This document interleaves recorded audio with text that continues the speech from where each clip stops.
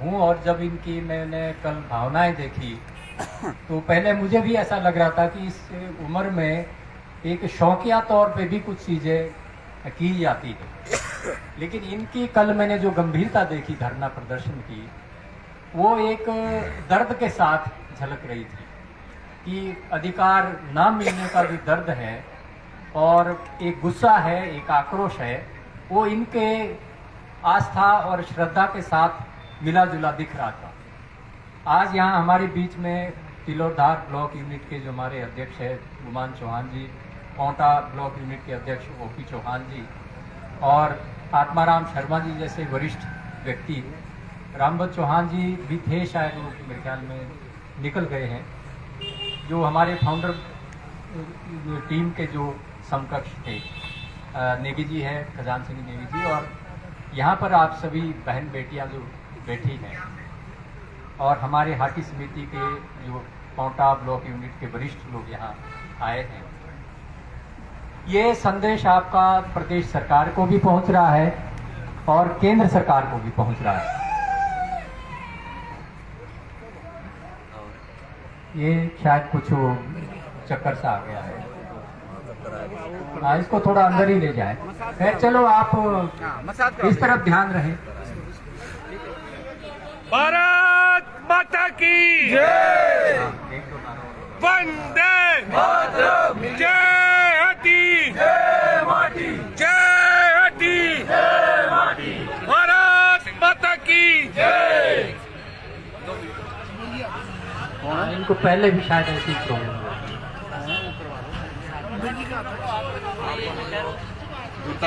जूता यार, हाँ, पहले भी इनको ऐसी दिक्कत आती है। खैर चलो, आप सभी इधर ध्यान दें, हम दुआ करते हैं कि जल्दी स्वस्थ हो जाए। हाँ, ये पहले इनके ऐसे दौरे पे आते रहते हैं। देखो, अगर सस्ती राजनीति करनी हो तो सबसे आसान तरीका है कि लोगों को आपस में ही लड़ा दिया जाए। ये सबसे सस्ती राजनीति है और वही काम हमारे यहाँ के जो मंत्री हैं वो हमारे साथ करने जा रहे हैं पिछले एक साल से।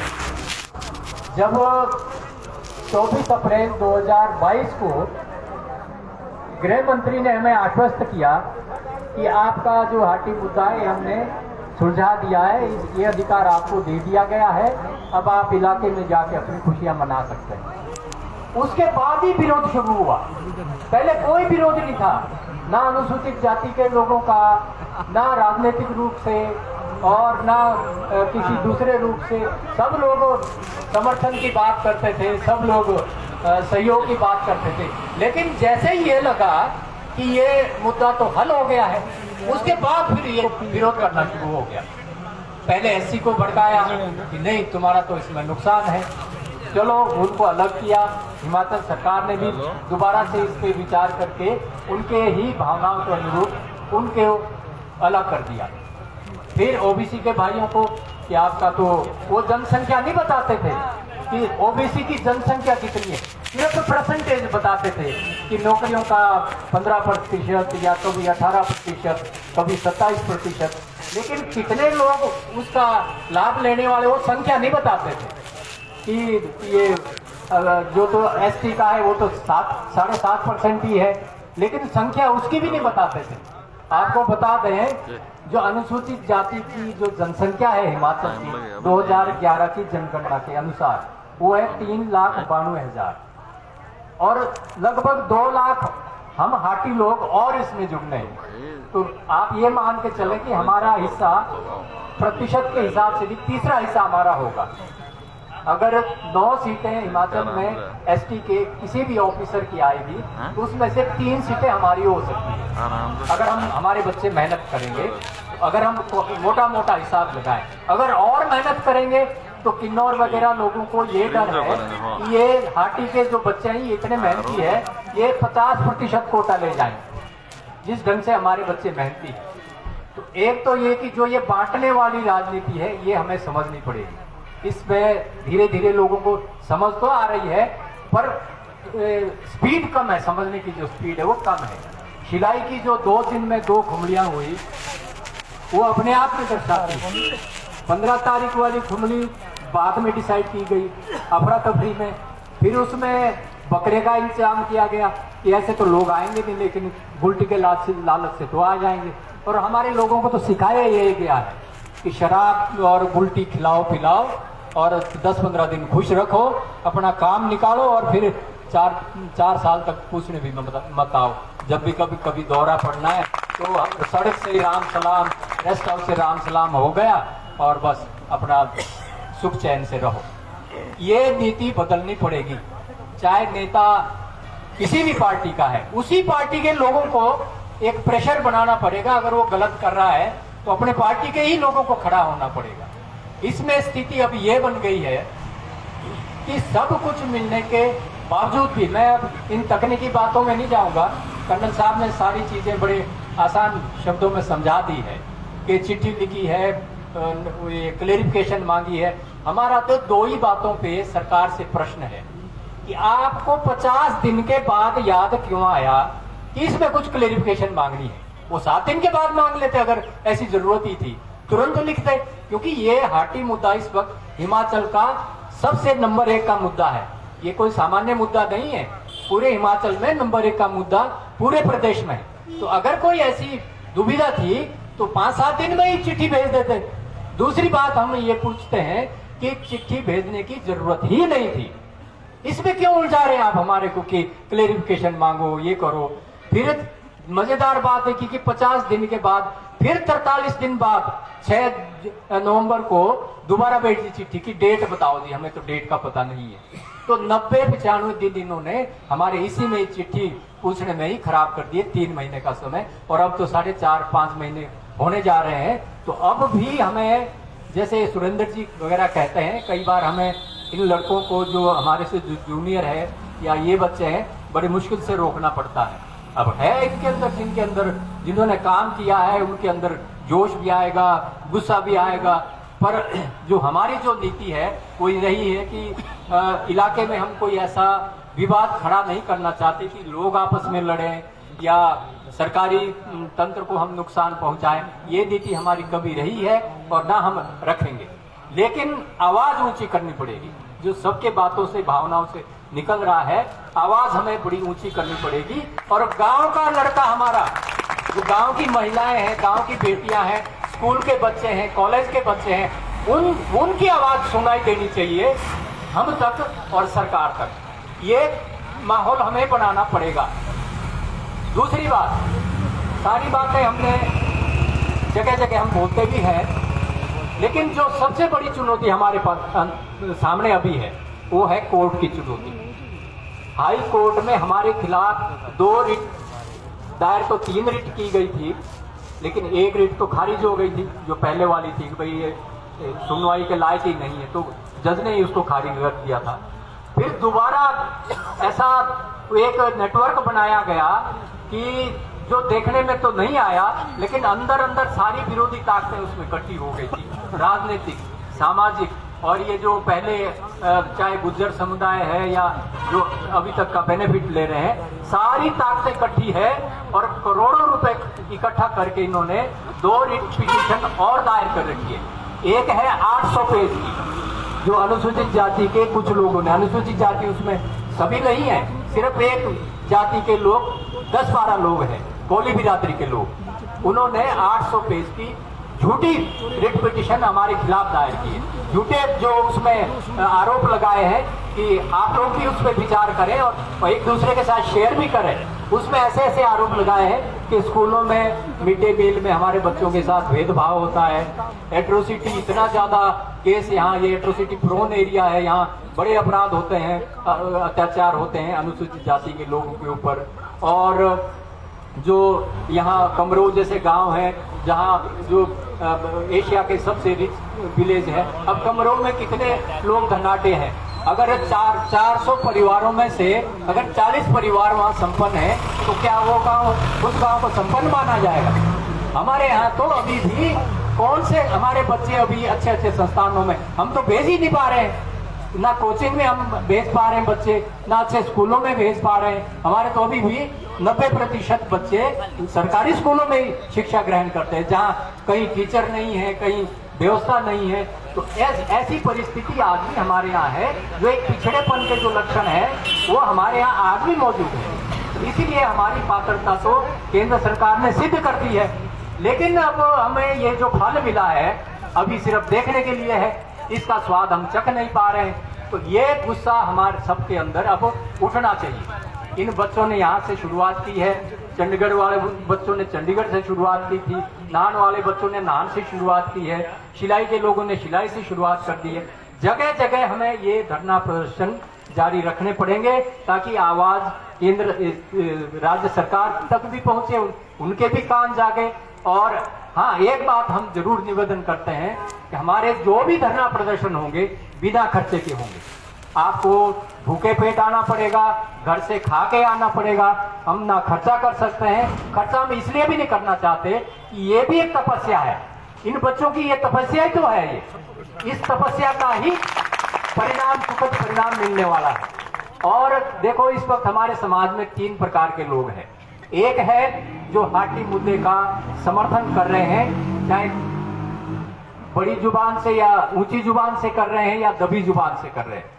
एक है जो विरोध में खड़े हैं, यही बातें पूछते हैं, नहीं जी अभी तो वहां से नहीं आया, फलाने जगह से नहीं आया। तीसरे लोग वो है जो चुप है। चुप रहने वालों को हम समर्थक नहीं मान सकते। आप बोलिए, अगर समर्थक है तो पक्ष में बोलिए, समर्थक नहीं है तो आप विरोध में बोलिए। आप बोल सकते हैं विरोध में, लेकिन आपको पक्ष लेना पड़ेगा। या तो समर्थन में आओ, और नहीं तो फिर हम आपको जो इन चीजों का भी इतिहास बनेगा, ये बच्चों के नाम भी इतिहास में लिखे जाएंगे, लेकिन जो विरोध में खड़े हैं उनका भी नाम इतिहास में दर्ज होगा, लेकिन उनका नाम दर्ज होगा बदनामी के लिए। बच्चे पूछेंगे, आपके ही बच्चे पूछेंगे कल कि पापा जी, दादाजी, जब ये आंदोलन चल रहा था तो आप उसके पक्ष में थे या विरोध में थे? तो हो सकता है आपको शर्म के मारे सिर झुका के चुप रहना पड़ेगा, क्योंकि आपने समय पे आवाज से आवाज नहीं मिलाई। इसलिए इस वक्त आवाज से आवाज मिलाने की जरूरत है, आवाज से आवाज मिला के ऊंची आवाज करने की जरूरत है। हम एक साल भर पहले हमें ये समस्या थी कि महिलाएं हम नहीं जोड़ पा रहे थे अपने साथ, लेकिन रोनाट की खुमली क्या हुई, वहां से महिलाओं का जुड़ाव शुरू हुआ और आज हम आधी संख्या हम हर जगह महिलाओं की देखते हैं। तो ये हमारे लिए एक बड़ा सुखद पहलू है कि महिलाएं आप लोग जाग रही है। आप लोग आपस में भी महिला मंडल में इस बात की जरूर चर्चा करें। मैं यहाँ इन 24 बच्चों का विशेष रूप से अब जिक्र करना चाहता हूँ। ये 24 नहीं, हमारे लिए 24,000 है। ये 24,000 युवाओं की शक्ति है, क्योंकि आपका जो संदेश है वो पूरे गिरिपार क्षेत्र में तो पहुंचा ही पहुंचा है। कल भी मेरे को कई जगह से फोन आ रहे थे कि हम भी क्या ऐसा धरना प्रदर्शन या भूख हड़ताल में बैठ सकते हैं जैसे सतौन के युवा बैठे हैं। तो हमने उनको यही कहा कि अभी आप रुके, बहुत जल्दी हम ये प्रदर्शन नहीं करना चाहते, थोड़ा 10-12 दिन का गैप रहे ताकि स्टेप बाय स्टेप हम ये चीजें क्रम से कर सकें। और यहाँ मजेदार बात है कि हम सबके लिए सोचने वाली बात है। 2 नाम में विशेष रूप से यहाँ लेना चाह रहा हूँ, इसको सारे 24 बच्चे पे अभी नाम भी लिए जाएंगे। एक नाम है अक्षय तोमर, मात्र 16 साल का बच्चा है। ये अक्षय जरा खड़े हो जाइए। ये बच्चा सिर्फ 16 साल का है, हंसने खेलने की और शरारत करने की इसकी उम्र है, लेकिन इसके अंदर ये जो जज्बा जागा है ये हमारे लिए बहुत बड़ी ऊर्जा देने वाला है। दूसरा बच्चा है मोहित थापा, मूल निवासी यहाँ का नहीं है, लेकिन ये बेटा नेपाल से है, मूल रूप से नेपाल से है, लेकिन दोस्ती के नाते या सामाजिक ताने बाने के, क्योंकि समाज में हमारे जुड़ा है, तो मोहित थापा भी यहाँ हमारे बीच में हमारे लिए त्याग करने के लिए बैठा है। तो बेटा आप सभी लोग बहुत बधाई के पात्र हैं। हमारे लिए आप लोगों ने प्रेरणा का काम किया है और इस प्रेरणा को हम जाया नहीं जाने देंगे। ये अधिकार तो हमें मिलेगा ही मिलेगा। हाँ, एक चीज मैं आखिर में, क्योंकि कल भी मैंने सारी बात अपनी कर दी है, निवेदन करना चाहूंगा कि जो कोर्ट का मसला है ये तो चलो लागू हो भी जाएगा, केंद्र से भी पत्र आ जाएगा, राज्य सरकार भी लागू करेगी, क्योंकि राज्य सरकार के ऊपर जबरदस्त एक प्रेशर बन चुका है, लागू इनको करना ही पड़ेगा। लेकिन कोर्ट का जो मसला है ये हमारा लंबी लड़ाई चलने वाली है। इस बात का हम आपको विशेष रूप से आग्रह करते हैं। ये लड़ाई लंबी भी चलेगी, ये लड़ाई खर्चीली भी है। खर्चीली इसलिए है कि अभी तो हाई कोर्ट में है, ये मसला निश्चित रूप से सुप्रीम कोर्ट जाने वाला है।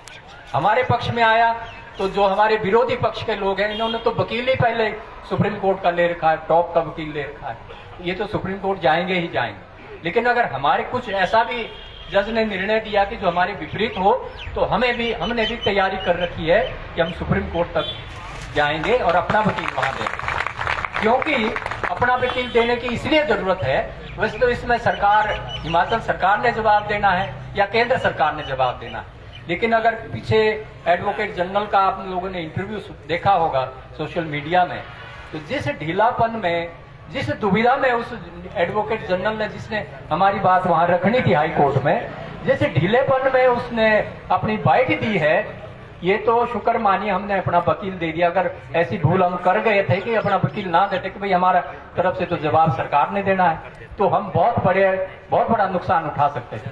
सरकार का वकील तैयार ही नहीं है। उसके पीछे हम एक ही बात समझते हैं कि सरकार तैयार नहीं थी, हाई कोर्ट के लिए सरकार तैयार नहीं है, इसीलिए वकील भी तैयार नहीं है उनका। तो ये लड़ाई हमें लंबी लड़नी पड़ेगी। इसके लिए कृपया हमने आज तक किसी के आगे हाथ नहीं फैलाए, ना किसी के आगे आग्रह किया। जो हमारे ये मित्र लोग जुड़े हैं हाटी समिति से, चाहे पहले हमसे पहले वाले हैं या अब वाले हैं, ये अपने जेब में हाथ डालते हैं सबसे पहले कि हमने किसी से नहीं मांगना है। अब हजारों रुपए, लाखों रुपए इन्होंने अपने जेब से खर्च किए हैं। ये कहीं नहीं बोलेंगे, इसका बखान कहीं भी नहीं करेंगे, और शायद इसका इतिहास में दर्ज भी नहीं होगा कि भाई किसने कितने पैसे खर्च किए हैं। लेकिन इतना त्याग इन लोगों ने दिखाया। लेकिन जो आगे का जो सुप्रीम कोर्ट का जो रास्ता है वो बहुत महंगा है। इसलिए हम सब आपसे आज ये आग्रह करते हैं कि ये अंशदान आपको एक ये समझ के देना पड़ेगा, जैसे हम किसी धर्म कार्य के लिए रखते हैं कि भाई मैंने साल में या 8-10 सालों में मैंने कोई ऐसा धर्म कार्य करना है। इससे बड़ा धर्म कार्य इस वक्त हमारे लिए कोई नहीं है। आप खुल के इसमें अंशदान करें और खुल के इसमें एक दूसरे को भी प्रेरित करें अंशदान करने के लिए। हम आपको वादा देते हैं, हाटी समिति का चाहे कोई यूनिट है, चाहे केंद्रीय समिति है, आपके एक एक पैसे का हमारे लिए वैसा है जैसा हम दुरुपयोग नहीं होने देंगे किसी भी कीमत पे।